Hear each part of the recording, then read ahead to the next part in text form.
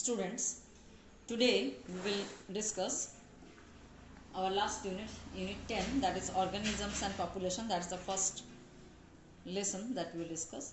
So in organisms and population, a single organism cannot live alone, due to which there is always seen an interrelationship between organism and their surroundings. So the first point is there is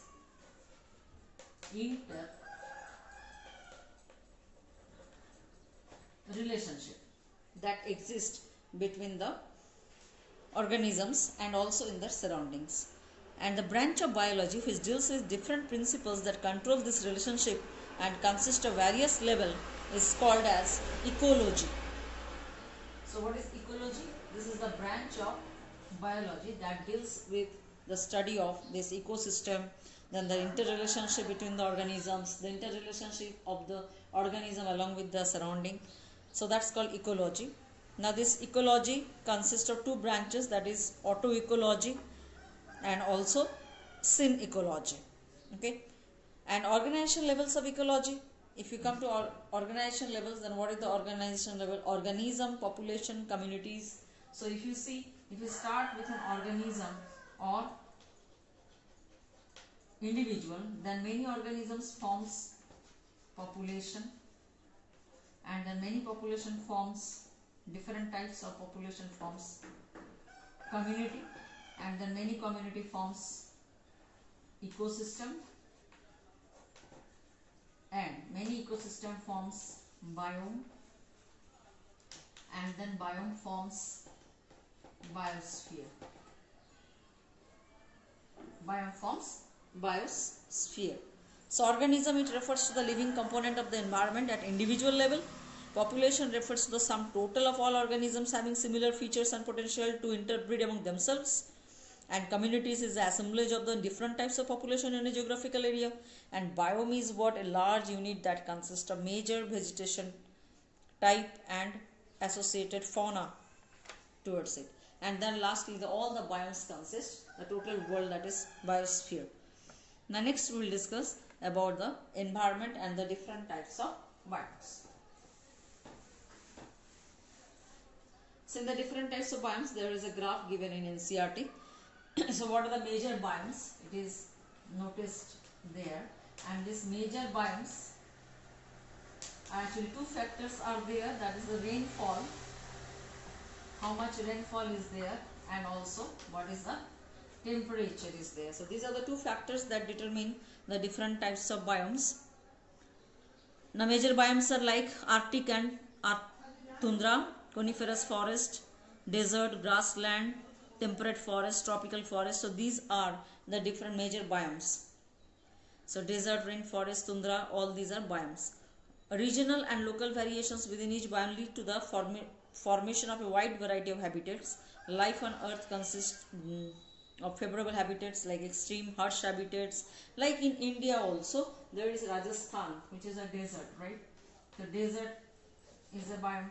Then coastal areas, that is also.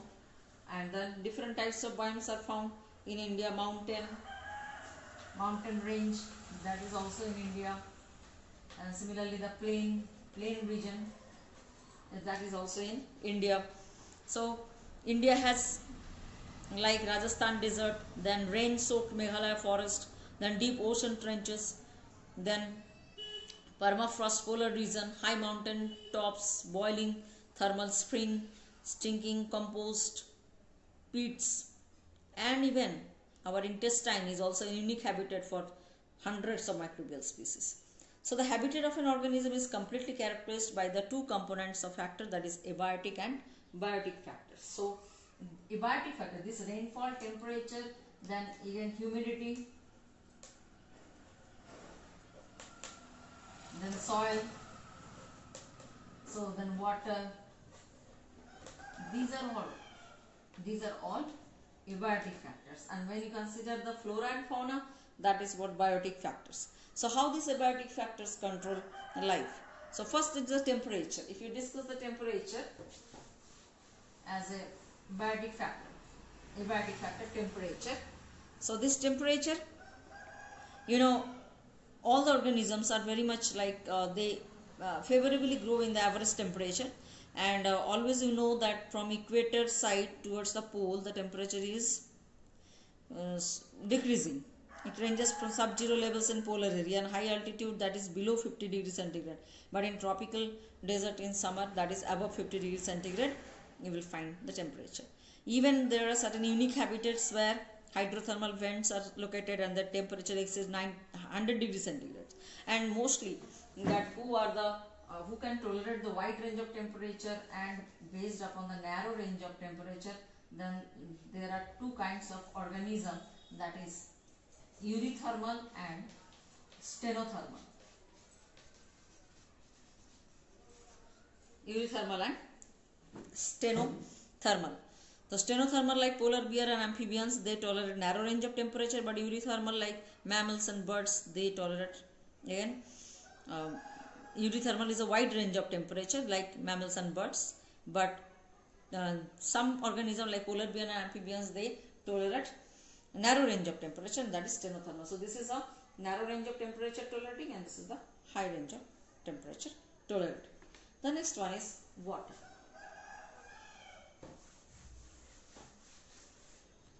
Then water, so it is the life. Water is the life for the organisms. It's the second most important factor influencing the life of organism, isn't it?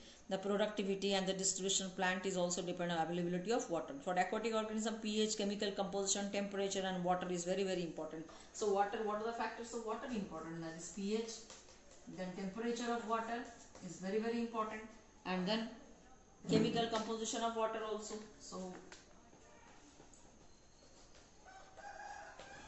chemical composition of water is very, very important.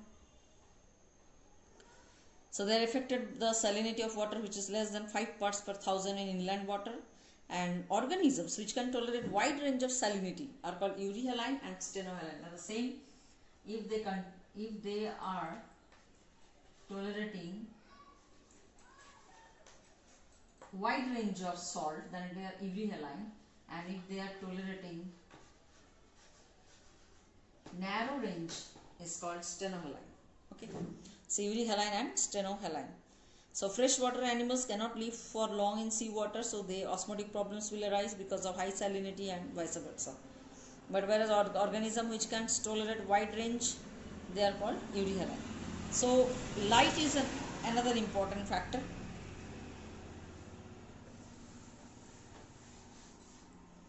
Another temperature is light. Now here, who is the ultimate source of light? That is sun. The significance of light lies that autotrophs, they depend on light for photosynthesis. Then they release oxygen. It's an important factor for life to exist to earth. Herbs, shrubs growing, trees are growing. Then photoperiod, duration of light. Duration of light is also very, very important. That is photoperiod. That is duration of light is very, very important.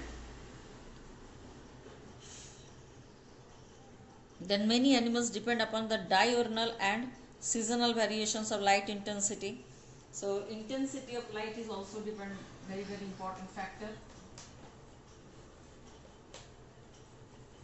So light intensity is directly affecting the foraging activity of the organism.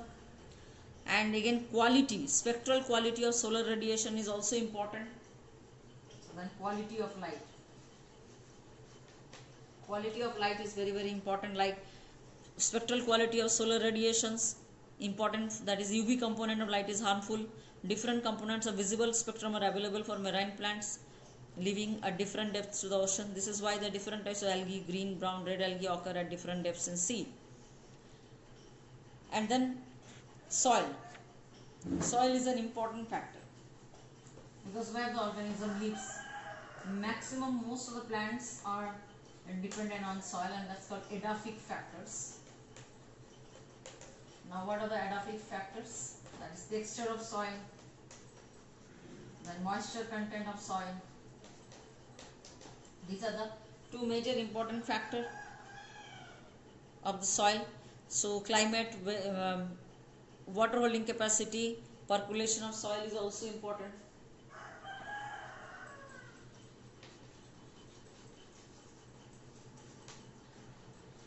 how much water is percolating.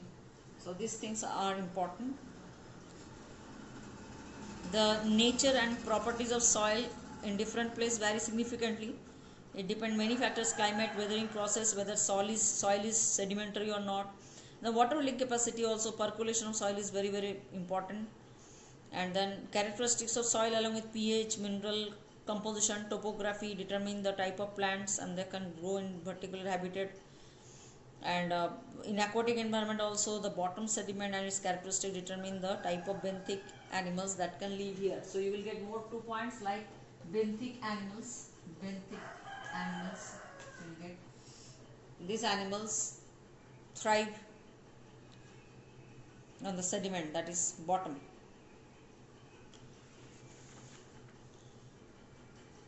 Thank you very much. Read NCERT thoroughly.